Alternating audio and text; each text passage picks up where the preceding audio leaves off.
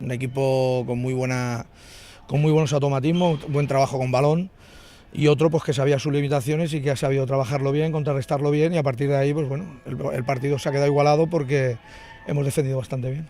Busca ara Alberto Lara aquesta centrada, segona rematada i ara el jugador, però de fet havia vingut l'àrbitre un davant que havia tret en dues ocasions d'aquesta pilota. Veiem com aquesta pilota queda fora per